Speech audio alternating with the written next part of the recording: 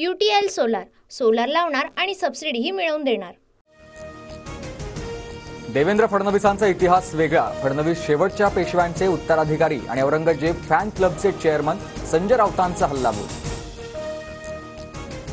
शिवरायांनी दोनदा सुरत लुटली। सुरतमधील व्यापाऱ्यांचा पैसा ईस्ट इंडिया कंपनीला जात असल्यानं शिवरायांनी राष्ट्रहितासाठी सुरत लुटली। संजय राऊतांचं फडणवीसांना उत्तर।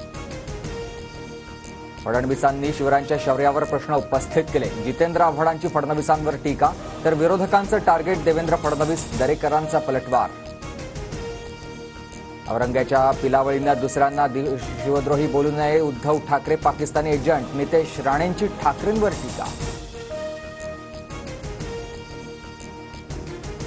अजित पवारांची जनसन्मान यात्रा बारामतीत। अजित पवारांचं बारामतीकरांकडून जंगी स्वागत। तर अजित पवारांचे पुत्र जय पवार गुलाबी बाईकवरून रॅलीमध्ये सहभागी। भाजपकडून प्रवेशाबाबत मला कुठलाही प्रतिसाद नाही। काही दिवस वाट पाहणार, अन्यथा पवारांच्या राष्ट्रवादीतच राहणार। खडसेंकडून भूमिका स्पष्ट। तर शरद पवारांनी राजीनामा स्वीकारला नसल्याचंही स्पष्टीकरण।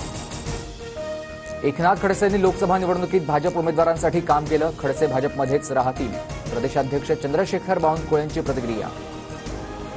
पुण्यात 24 तास हत्येच्या 2 घटना। पुण्यात फायनान्स मॅनेजरसह राष्ट्रवादीचे माजी नगरसेवक वनराज आंदोरकर यांची निर्घृण हत्या। आंदेकरांच्या हत्येप्रकरणी आतापर्यंत 5 जणांना अटक। शिवरायांचा पुतळा कोसळल्यानंतर शिल्पकार जयदीप आपटे अद्यापही फरार। जयदीप आपटेचं कुटुंब पोलिसांच्या नजरकैदेत। जयदीप आपटेच्या शोधासाठी 7 पथकं तयार।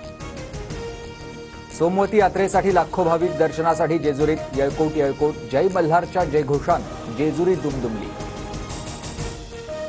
परभणीच्या मानवत तालुक्यात पुराच्या पाण्यात एसटी बस वाहून गेली। घटनेवेळी बसमध्ये प्रवासी नसल्यानं मोठी दुर्घटना टळली। बस चालक आणि कंडक्टरचा जीव थोडक्यात बचावला। UTL सोलार, सोलार लावणार आणि सबसिडीही मिळवून देणार।